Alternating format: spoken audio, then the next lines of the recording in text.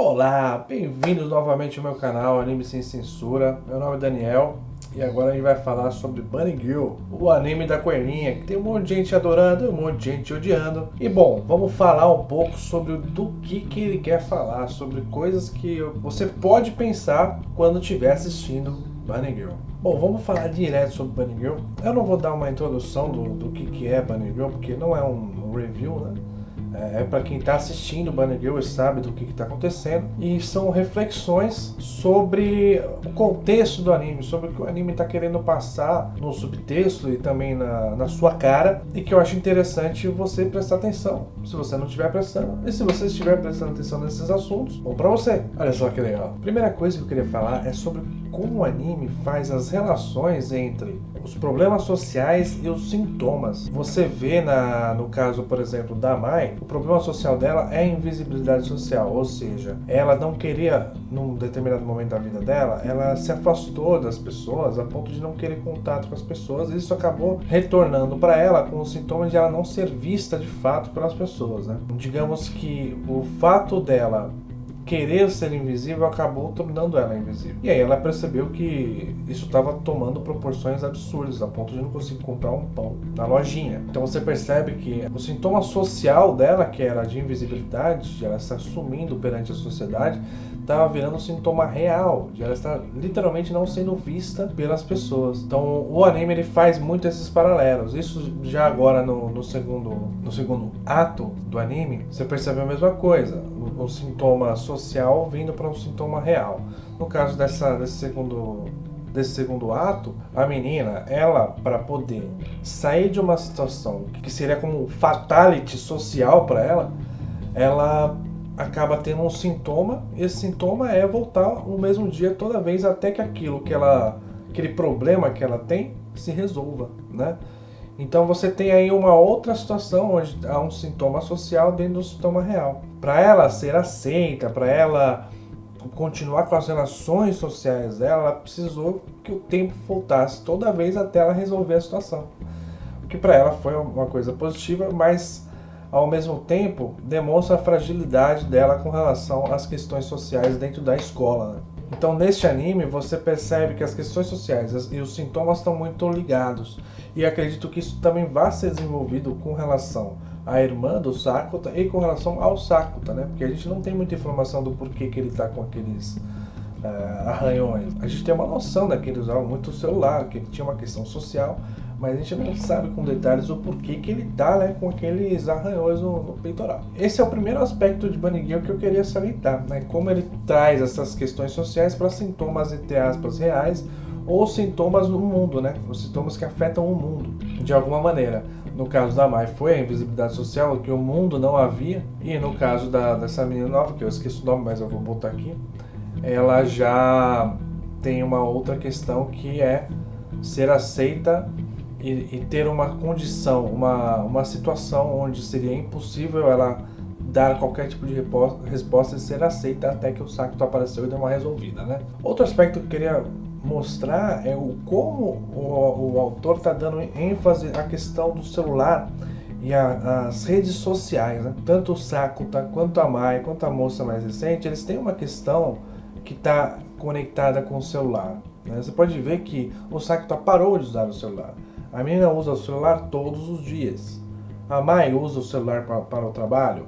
A irmã do Sakuta parou, se eu também não me engano, parou de usar o celular e também parou de ver TV por um tempo. Então, assim, você percebe que o autor está dando ênfase nessa questão do relacionamento social pela internet, o relacionamento social pelas redes sociais, o quanto as pessoas disseminam informações sobre você e quanto você dissemina informações sobre os outros a partir dessas redes sociais, o que isso te afeta. Isso é tão importante que, né, se não me engano, eu acho que é o episódio 5, a menina ela tá usando o celular o tempo inteiro para ver o que as amigas estão falando, para ver os vídeos que as amigas estão falando, para se ela está sendo aceita socialmente, o que ela está falando está tendo impacto na vida das outras pessoas. Então você percebe a força que esse meio está tendo no roteiro. E você perceber isso também é importante porque é um tema recente, né? as redes sociais não estão há muito tempo. Talvez para mim não, porque eu tenho 31 anos. Então, mas para quem tem 15, 16, as redes sociais estão aí o tempo inteiro. Então você percebe que é um tema recente que assim, se eu não me engano, é a primeira vez que se aborda de uma maneira um pouco mais direta, né? O impacto das redes sociais no comportamento das pessoas. E ainda mais sob o ponto de vista japonês. O ponto de vista japonês dessas redes sociais, o que isso impacta na escola, o que isso impacta no mundo das crianças que estão inseridas naquele contexto escolar japonês, né? Mostra também o quanto o grupo determina o seu próprio comportamento. E isso fica claro nas alterações de comportamento e visual que a menina teve a partir das necessidades que o grupo tem para aceitar novos membros, para aceitar membros naquele grupo. E aí, quando a gente fala grupo, estou falando de uma sala de escola, não estou falando de uma panelinha. Estou falando de uma relação social comum, de dia a dia. É uma aceitação para você estar dentro do mundo, não uma aceitação para você estar dentro de uma panelinha de gente top, não. É para você ser aceita pelo mundo ao redor.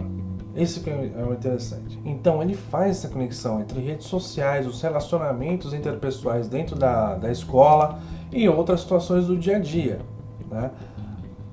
Então esse é um aspecto que vale a pena ressaltar. Além de como o autor fala da relação entre sintomas sociais e sintomas físicos, redes sociais e realidade, né? O quanto que as redes sociais impactam na sua realidade. Esse é o segundo aspecto, né? Terceiro aspecto é o quanto essas formações sociais, o quanto a aceitação social impacta no indivíduo. Então a gente já falou de as relações que o autor faz entre sintomas sociais e sintomas físicos. 2, as redes sociais como um fator importante nos relacionamentos interpessoais das pessoas no dia a dia. Agora a gente vai para o terceiro ponto, que é o peso, de quanto importa a concepção das pessoas ao redor sobre você e o que isso impacta na sua vida. Como eu falei, a menina teve uma mudança de comportamento de visual por causa dessas interferências sociais, né? Ela cortou o cabelo, ela mudou de comportamento, ela fez o Sakura virar um namorado dela, ela fez uma série de comportamentos para ser aceita socialmente que não necessariamente são desejos dela e coisas que ela realmente queira.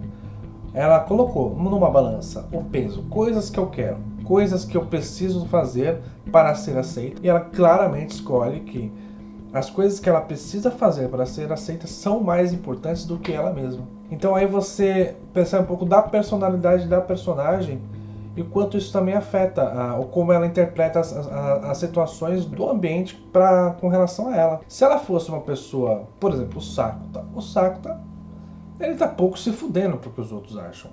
Então para ele indifere o que os outros acham. Ele tá tranquilo na dele. Ele percebe essas informações da rejeição social de uma maneira tranquila. Ele consegue ser ele mesmo, apesar do âmbito social estar negando que isso seja uma coisa bacana. Ele ser ele mesmo não é legal, porque se ele, para a sociedade, né, para o ambiente escolar dele, porque se ele fosse legal, ele seria mais popular. Ele não é popular.